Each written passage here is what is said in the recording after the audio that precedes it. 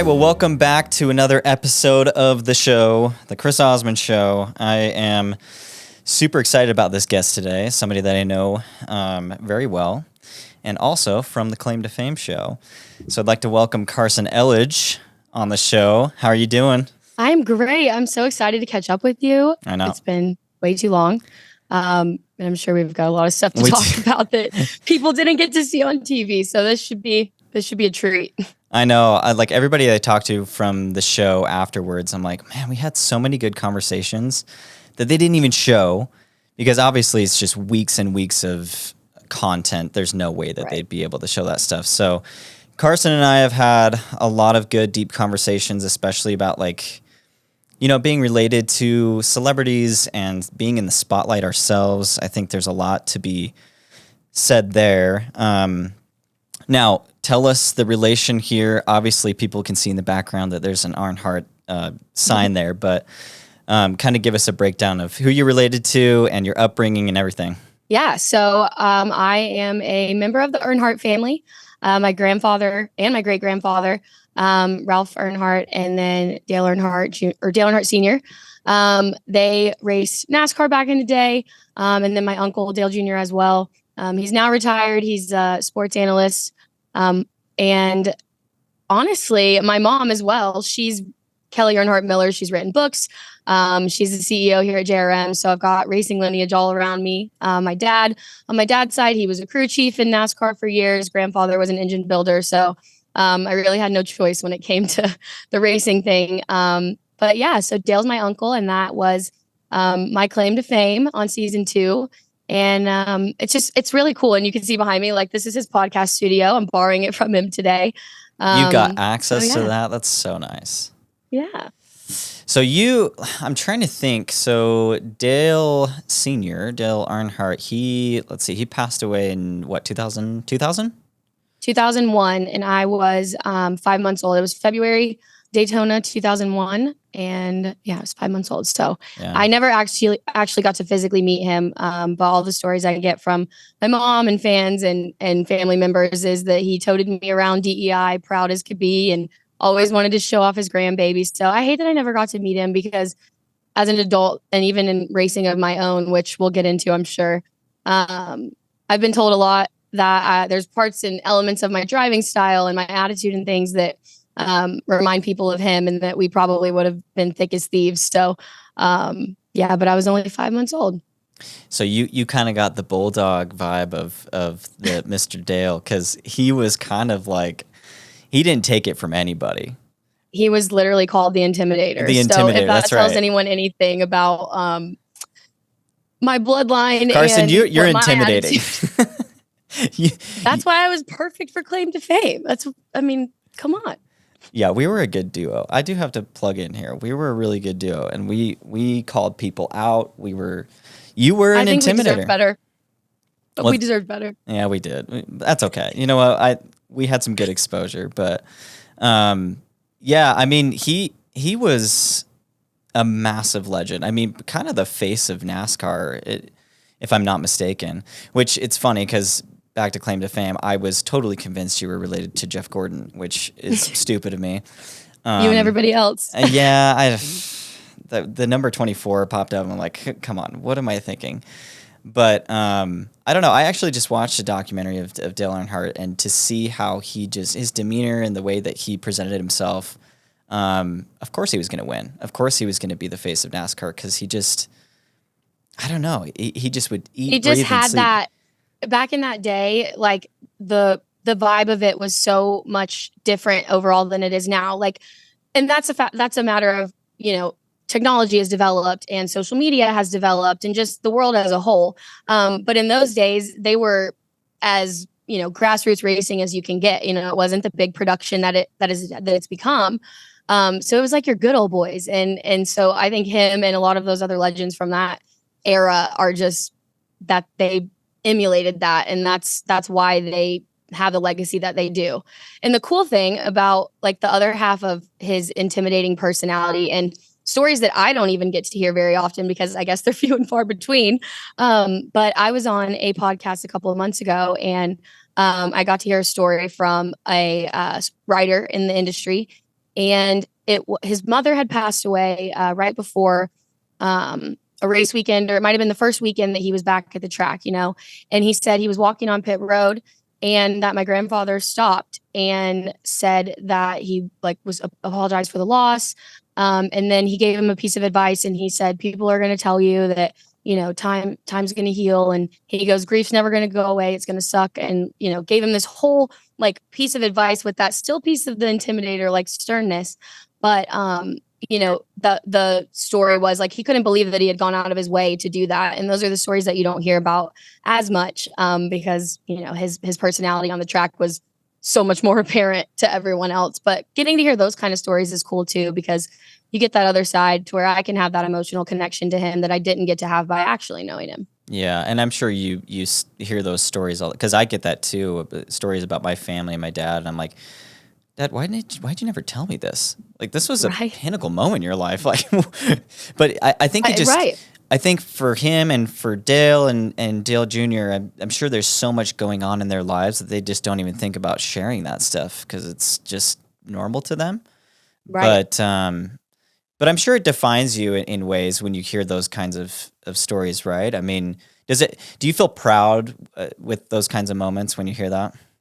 Oh, absolutely. And even with Dale and all the things that he does, and this is really not even something that I don't know if I've really ever said this out loud, but with Dale and all of the stuff that he still continues to do in his career. And with my job now, I work for a short track racing series that he's a part owner in. And so now I get to be even more close with him in the regards of work and see all that goes into the backside of the things that he does, and working in this building at Junior Motorsports, and my mom being handling all the different businesses and things that she does for him. I get to see all of that. And so then that, to your point, makes me proud. And hearing these stories is cool, and I love those. And I don't get to watch my grandfather do the things that I get to watch Dale Jr. do right now, but hearing those stories is how I connect that proudness with him. And then with Dale, I say all the time, I'm so proud that he's my uncle. And people might say, oh yeah, because he's famous, of course, you think it's cool that he's your uncle, but I genuinely am so proud of my family and their legacy and everything that they've done and continue to do for this sport, for their families, for people. I mean, I was sitting on TikTok the other day watching a video of Dale meeting a fan and sobbing because I'm this stuff is just so sweet, and all the hustle and bustle to be able to keep that humility and remember the reason that you are at this level is really cool to watch. And I take note from them all the time. Yeah. And it's actually pretty impressive from seeing from the outside in and coming from an entertainment family business. It seems like everybody's held it together all these years of working together, which I'm sure sometimes, you're rubbing shoulders with your family members. Yeah. Running a business can be hard. But so Kelly, your mom, what does she do with the business? What does she kind of over? So she oversees the race team here at Junior Motorsports, so their Xfinity team. She is the CEO of the whole place. And Dale has so many other companies underneath Junior Motorsports. He's got Dirty Mo Media, which is this podcast studio that I'm in. We've got the Cars Tour, which is the series that I work for. They've got the foundation. They have all these different things within the JRM brand. So she's just kind of over all of that. She is so involved in everything day to day. I don't know how she does it. If I could be half the businesswoman she is one day, I'd be good with that. But she's got her hands full with all of that stuff. And it's cool to watch her and Dale's relationship through that, because there are hard parts. I mean, she's literally managing her brother, if you think about the principle of it. And so it's cool to watch that dynamic. And, they definitely have their tiffs and their times, and they don't always see eye to eye. But I think the biggest element of it is all of us know what the end goal is, or all of us are working for the purpose of growth or whatever it might be. I feel like as long as that end goal is always the same for everybody, you can navigate through those tougher family times better, I think. Yeah. Which I can understand. Sometimes money is a question of concern, or if, how do you divvy it out? There's got to be so many different elements that could cause a little bit of tension. But just seeing from the outside in how you guys manage things, it's super impressive. I don't think a lot of families could kind of say the same thing, that, we're running very sound and that we're cordial with each other. So that's super impressive. So you started racing yourself. Like, how old were you when you started? Because you do like the midget cars, right? Or what? Yeah, so I was 9 when I started racing, and I started out they're called outlaw carts. They were big in California originally, and my dad actually grew up racing them, and they popped up around here, so we went and checked it out, and it took off from there. And then in 2019, I raced a full season with the USAC National Midget Tour, and that was a blast. I bonked my head a couple times, and it taught me a lot. But yeah, so I stopped racing probably in 2020. I realized that I probably needed to be able to fund my adult life a little bit better than the sporadic racing was giving me. And also, I have so much respect for the sport and for driving and all of that, but my brain is just way more business. And I felt like that was just a better side of things for me. But because I've driven, it's an extra element that makes that part cooler for me and a different angle to see when it comes to the business. But yeah, so I still race every once in a while for fun. The race or the track that I grew up racing at here, they put a couple races on the schedule for my particular class. And so I've been doing a handful of those with my dad this year, but it's more for fun these days because I got to protect my noggin. No, it's gnarly. I've seen those races before, and you're going there. I mean, it's like 300 horsepower, right? How fast are you going in these things? In an outlaw car, I would say you're probably at Millbridge, you're probably going in the 70 to 80 mile an hour range, which at a short place like that or a smaller place like that's a little bit sketchy, but it's fun. But the midgets, it can be anywhere. We race at bull rings that are small, and then there's places we go to that are like Arizona Speedway, which we used to go to, which is huge. So, the midgets, you can be going anywhere from 70 to 100 miles an hour. It just depends where you are and the amount of momentum you're carrying, but it's crazy. That's pretty cool. My wife's gonna hate me for saying this, but I did do racing school. I don't think I told you this, okay? But I did racing school when I was 15. There was a track out here in Utah called Miller Motorsports Park. It used to be called Miller Motorsports. I don't know what it's called now. And I got in like a GT 500, and it was a stick shift. And I had never driven a stick shift before. But we did a full day with like all of my brothers and my dad. And my dad had raced before. I think I may have mentioned that to you. But I do have to kind of pat myself on the back. I did pretty well on the track, went about 140 miles per hour in that sucker. And they taught me how to like hit the apex of the turn and all this stuff. The apex. See, you know the lingo. See, I know the stuff, Karsyn. I know it. See, like you said earlier, you hear these stories and you're like, why did you never tell me these? Exhibit A. Well, my dad actually raced like the Grand Prix in the Long Beach Grand Prix back in like. I think we did get to talk about that. Yeah, I think I mentioned that on the show. Yeah. And he won 2 races in 91, and it was like a celebrity Grand Prix, and so they invited him back in 96. I was born in 90, so I don't remember the 91, but 96 he raced Long Beach again, and he flipped his car because he hit like the corner of the turn. I don't know how fast he was going. I don't remember, but he flipped that thing and landed upside down, and there was like oil coming out and all this stuff.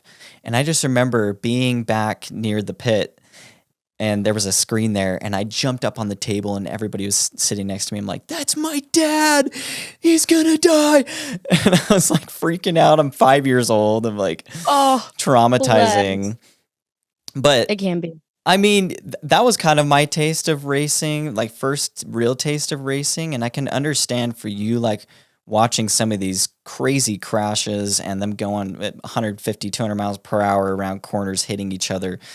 It's a sketchy sport. And I don't think people realize how sketchy it can be, but some of these crashes are extremely gnarly. Oh, for sure. And I think like NASCAR has come such a long way in their safety development and all of the things that they do continuously to make these cars safer. But the things that people aren't always paying attention to are those lower levels, like the midgets and the sprint cars and those things. And they don't everyone's excited to watch. They're like, oh, I want to see the crashes. And that's what they use for the promo videos and all of those things, because it is exciting to the fans, right? But those of us that are on the other side of it, like that's our uncle in there, that's our brother, or that's our sister, or, those sort of things. And that's where sometimes it's hard for me to keep my mouth shut on social media or whatever it might be, because people don't realize that every time you strap in, like you literally have no idea what might happen. And the race car drivers are just a different breed, because the second you sit in there, you don't think about that. And it's cool and it's admirable. But people, like you said, people don't realize, I think, how sketchy it can be because of NASCAR safety. And you don't hear about people getting, significantly injured or anything like that very often. But it is happening at these lower levels, and it can happen at these upper levels too. I mean, you just never know. And so Yeah, I'm good with promo videos of the crashes, but sometimes I'm like, man, that's my little brother or my sister or whatever. But so you told me that you had a pretty bad crash. Now I don't want you to like full on relive that if that's traumatizing for you, but I'd love to kind of hear the recap. What exactly happened there? Yeah, so there was 2 really bad ones that I had during my time with USAC. The first one was in Meeker, Oklahoma. It's a small dirt track, and I was running the cushion, and I biked just kind of where like the right rear gets into the ledge of the dirt there, and it just sent me flipping, and out I went into the woods, out of the racetrack, over the wall. And that one gave me a pretty solid concussion. I sat the rest of the week out because we were supposed to be racing all week. But the worst one, we were at Arizona Speedway, like I mentioned earlier. And this track is huge. I mean, you're flying around there. And I had been throwing sliders with Rico Abreu for a little while. He races sprint cars. He's awesome. And we've been throwing sliders back and forth. And we came off of 4 and we got tangled up, and down the entire front stretch I went. And it was, like I said, this racetrack was big. So, I mean, I was rolling for a while. And when I finally landed, I opened my eyes and I could not, my vision was black. I couldn't see anything. But because I couldn't see, I was like, crap, like, I don't know if anything's on fire. I don't know, like nothing. So I immediately stood up and popped out of the car. So everyone, like, they all thought I was all good and all fine. But that one rocked me pretty good. I ended up cracking my sternum, and my left knee still to this day is not normal. Would you say that was kind of like the moment where you're like, okay, I need to cool it down a little bit? I think after that was where I realized that there's just so many more important things in life. And like, yes, I was having fun, but that year was also really tough on me, racing wise and personally. Like, we had lost my grandmother that year, and I was super close with her, and I was living in Indiana and trying to figure out college. Like, that year as a whole had just really, kicked me. And that race was one of the last ones on the schedule. So after that, I ran the rest of that California swing. And then over the off season, I just took a step back to think about it. And I was trying to get some stuff in order to race the year after that. And I got to a point where it just wasn't worth it for me. I was finding my own sponsors, and I was finally able to admit to myself that I didn't want to do it bad enough to put in all of that effort and to put my brain at risk. Which was hard because it's been instilled in me all this time. I love racing and I love the sport. It was just hard for me to come to that realization of, like, you can still be in the sport. There's just a different place for you. Like, I did not want to do it anymore enough because of how hard it was on my confidence and just on my body. And I was like, there's a different place for me than this. And luckily I've found my drive in the industry so far, and it's been really good. But that, I would say, Arizona was probably definitely the time where it forced me to take a step back and realize, like, you can still do it for fun. You can find a different place in the industry, but life's a lot bigger. And I was 19 years old, and I didn't want to have, permanent brain damage for the rest of my life at 19 years old. It's just, I had so much more to do and different things. And that's hard for race car drivers to admit, I think, because all we're constantly doing is trying to prove ourselves. And so to take a step back like that, you think people are going to look at you like you're quitting or you're giving up. But I was okay with that because I knew that it was for me and my health. So, Did you get a lot of pressure from your own family to like go professionally? actually, I'm glad you asked that because this is one of the biggest misconceptions from people that I've raced around and been around.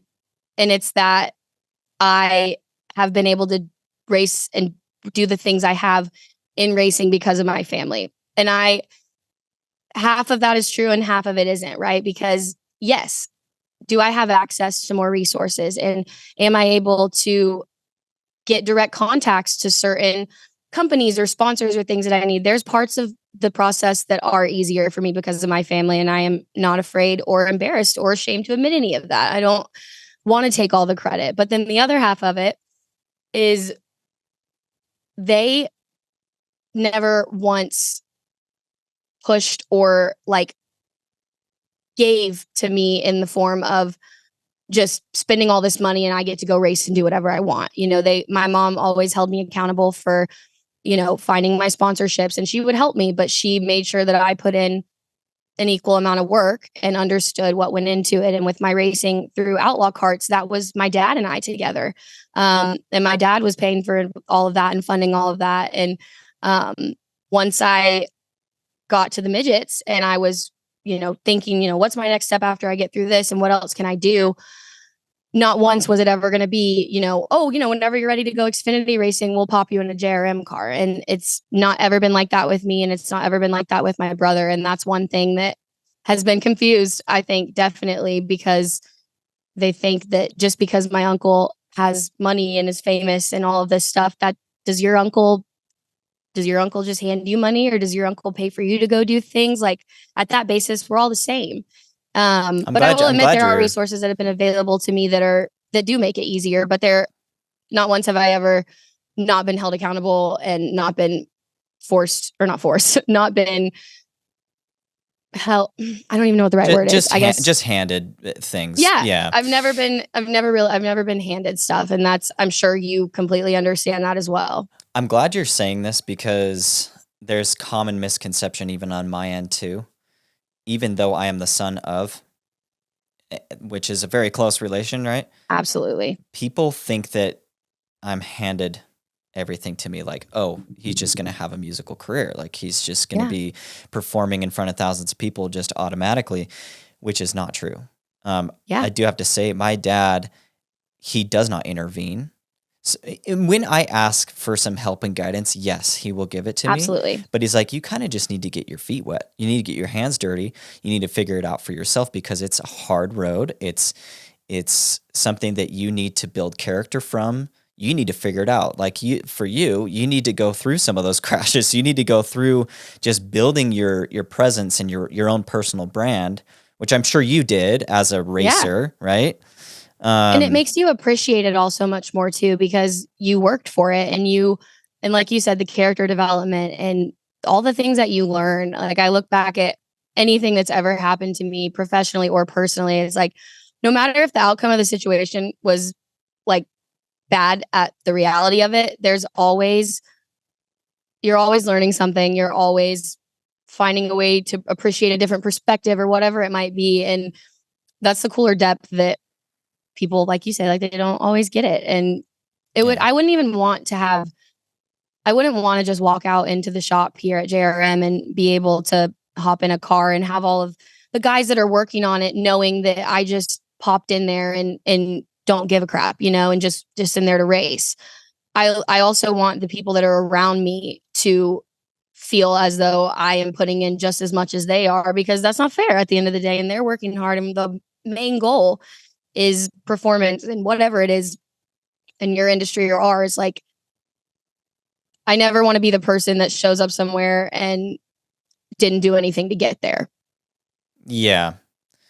Everybody, and that's probably one of the underlying reasons why I wanted to start this show in the first place, was not to like correct everybody and say, no, this is not how it is. Because I do have to say, sometimes it is great and it's nice that you do have that perk where, like, okay, we came out to Atlanta in March and we were able to get back there in the pits, because of the connection you got, which is awesome. And so not a lot of people do have that. And I appreciate that. I don't I try not to take it for granted. And that's the other, yeah, exactly. To that too, like those people that I had to contact, right, to get the passes or to get the suite and all of that stuff, right? They wanted to do us that favor because of the relationship that my mom and my uncle and all of my family members thus far have kept up, and people that they want to help. And then I get there and I'm just as appreciative. And I knew all of you guys were like, people want to do that kind of stuff because of you, as a person or whatever it might be, which goes to the part of character building and going through the processes and not just showing up there and being like, hey, where's my free tickets? Like, we were all communicating with them months in advance and figuring it out. And there's just so many other things that people don't really know. I don't know. Yeah, I wish I had hours to just unpick every part. Well, we might have to have another relative. We might have to have two other episodes together to unravel that. But no, I'm just glad you kind of touched on that. I do appreciate, and I'm thankful to be part of like this, the Osmond family. I think it's very admirable, and it's just cool to be part of that. And I'm sure you feel that same way with the Earnhardt family.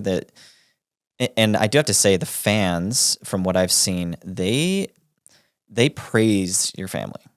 Like they say, raise hell, praise Dale. Oh, and it is so true. They're very, very loyal fans. They are.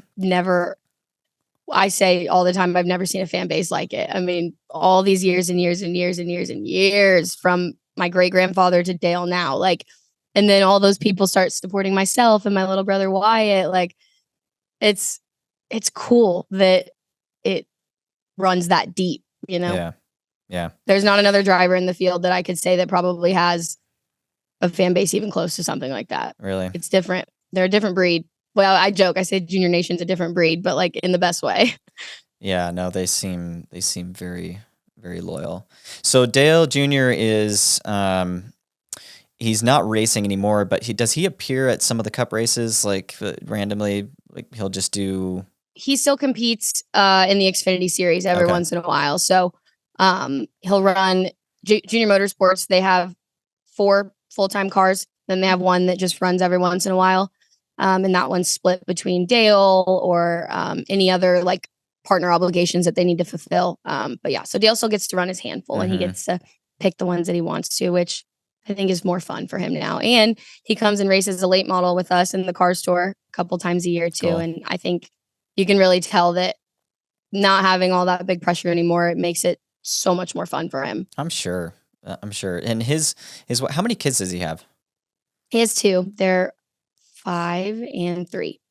Yeah. So they're starting to. Wait, no, 6. Okay. Lila just turned 6. My bad. So they're starting to kind of realize his legacy, right? And the family legacy, and seeing him, race here and there, which I'm sure is exciting and fun to watch. There's that quick funny tidbit on that, but you said that they're realizing. Last summer, I was down at the beach with Amy and the 2 girls, and we were watching the race on TV, and Dale was not in it. And one of Isla's little friends, whoever it might be, I don't remember who won the race, but whoever won the race, their daughter and Isla were friends. And so Amy was saying, Isla, such and such's daddy won. And she goes, why does my daddy never win? And she's like, well, honey, because your daddy doesn't race anymore. She just didn't really understand that. She's like, he doesn't win. Why does my daddy never win? And she's like, sweetie, he doesn't race anymore. But now that they've gotten to go a couple times this year, they're getting into it. Isla loves it. Yeah. Do you see them having like a future themselves in racing? It's got to be in their blood. They're going to grow up kind of like you. They'll be involved with it. I think if any of them, I don't know though, because Isla is really girly. And she's into, I think she's doing like dance and gymnastics, and both of them are, Isla and Nicole both, are doing all these different little things. But based on their personalities, if I had to guess which one of them might end up racing, I would definitely say Nicole, the younger. She's ornery. She's definitely showing those Earnhardt characteristics at the young age of 3. Good. So she's going to be a handful. But if I had to guess if either one of them was going to race, I would say it would probably be her. So Dale Jr. is going to get it from her, which is funny because I look at Dale Jr. and I'm like, he's not soft spoken. He's just a very sweet and genuine man. kind of opposite from his dad. like He's no, very, very nonchalant compared to prior. yeah, which is funny. So he's gonna get it from his little girl. I understand they were in a plane crash a bit ago, right? Yeah. It's been a couple of years now. But yeah, they were landing in Bristol and they had an issue, but everybody was able to get out okay. Dogs, kids, everybody. So Yeah. that was scary, but all is well. Yeah. Thankfully. Has he had? And forgive me not knowing, but has he had some gnarly crashes himself? Yeah. So Dale's biggest, I think. Well, I shouldn't say it's not the whole reason. You know, he was able to, like, when he retired, it was totally on his own terms. He had been back racing for a while before his retirement because he was out for a long period of time for a concussion. And he is a huge, huge, huge advocate for that within racing. But he wrote a book after his retirement, and it covers all of the journey through his concussion stuff and going to visit Dr. Petty and flying to Philadelphia to see Dr. Mickey and all of the stuff that went into it and what brought him to being such an advocate for it with everyone else now. And that was cool for me too, because I was having that sort of issue within midget racing around that same time. So that, yeah, he's had some gnarly stuff go on and bad concussions, and he's been a huge voice for that within the industry. I think without that happening to him and without what he's done with it in the book and everything, I don't know if the development of the safety would be all that it is at this point, because that's another one of those things. Like, I'm so proud of him, right? Like, just being a voice like that for the things that race car drivers are say, oh, I'm fine, whatever, I'll get back in. Like, it's something that you do need to take really seriously. Yeah. Well, and I'm sure that NASCAR, because I went to F1 last year in Vegas. My dad had an opportunity to sing the national anthem, so we were able to get in the paddock. Would like to go the next time that opportunity is. I know, seriously. Well, it's going to be coming to Vegas for the next 10 years. We should all go to Vegas and see that next time. But we were able to go back in the paddock and everything. It's funny to see the difference between F1 and NASCAR. And I think I told you this when I came to Atlanta. I'm like, it's so... F1 is it has like that European vibe, very, gosh, I can't put a word to it. It's like... I'll help you out. NASCAR, they're just, some of us are just rednecks, and it is what it is. No, and we're totally. Proud of it. And we're tailgating out there and playing beer pong and doing what they do and flying their American flag shorts. And then the Europeans, they're just a lot more proper and put together. That's just the easiest way to say it. And nothing's wrong with either one. Nothing's wrong with that. Ours is more fun, if you ask me. It's a lot of beer and a lot of laughs and a lot of craziness. And I thoroughly enjoyed it. I enjoyed both, okay? F1, it's insanely crazy how fast they're going around these corners. There's a lot of celebrity like appearances. Like, we saw Patrick Dempsey, we saw just a bunch of Vegas prodigies, and even Justin Bieber was like waving the checkered flag there. And then coming over to Atlanta and seeing that with you guys and being there in the pit and watching them come up, change out the tires, and put duct tape on the hood to like make sure things are just kind of staying down. I mean? They would never do that in F1, or at least I don't think so. It's just different in their own ways. It's just, But I'd imagine that, like, going back to this concussion thing, that it's been a kind of a jerry-rig, like, we're going to figure it out as we go type of thing in NASCAR until probably in the last 10, 15 years. I don't know. I'm guessing. Yeah, no, 100%. Like when I was talking earlier about my grandfather's day and age, they would have never spoken about a concussion. They probably would laugh about it. Right. But I genuinely think Dale's experience and him being transparent about his experience was a really large turning point for NASCAR in that regard. And, raising a flag to say, hey, like, it's okay to take this seriously and it's okay to sit out. Like, we're trained that this is our whole life, and that if we miss races or whatever it might be, and you have all these obligations to fulfill with sponsors and blah, blah, blah, blah, blah. But I think his voice and saying like, it's cool to sit out. People are going to understand. You need to take care of yourself. And it goes back to what I was saying about my decision. Like there's just, your brain is so important and your health is so important. And it's okay to let go of your pride and sit out a few. And then also on the other half of it, it woke NASCAR up a little bit to say, hey, like what else can we do to keep this from happening or minimize the effects? And I think without Dale, that would not be happening as quickly as it has been within the last 10 years. Yeah. No, it's cool to see the evolution of that. So, well, what's kind of on the horizon for you? Obviously, you work within the family business, but yeah, what exactly do you do? Because I don't think I know. Well, you always kind of talk about it, but I'm like, I don't know. She's like doing some of the media and this and that. It's a little bit of everything. So I work for the Cars Tour. It's a late model stock and pro late model touring series in the Southeast. We go to Virginia and we travel here in North Carolina, South Carolina. And we run about 19 races a year, but Dale Earnhardt Jr., Kevin Harvick, Jeff Burton, and Justin Marks own the series, which is cool, like I was talking about earlier. So, but I do all of the digital content and then marketing and partnerships management. So I'm communicating with our partners weekly and all the graphic design, all of our social stuff. Pretty much anything that falls in that creative or marketing category is me. There's only myself. Keely, she's our director of operations, and then Kip Childress is our executive director. So there's 3 people on full-time staff doing the series. So that's my job title, but there's like 45 other things I'm always doing. So if you see any branding or anything, this is Karsyn Elledge. Okay. It's got your signature at the bottom. You did it. Any graphics, any creative things you see on the Cars Tour social media is most likely me. Yes. That's awesome. Well, hopefully I can come out to another race because I thoroughly enjoyed it. We need to pick a fun one. We need to pick, like, Atlanta was cool, but we need to pick a location that has a happening city around it. We got to go do some other. You let me know. I will be there. Action. I will be there.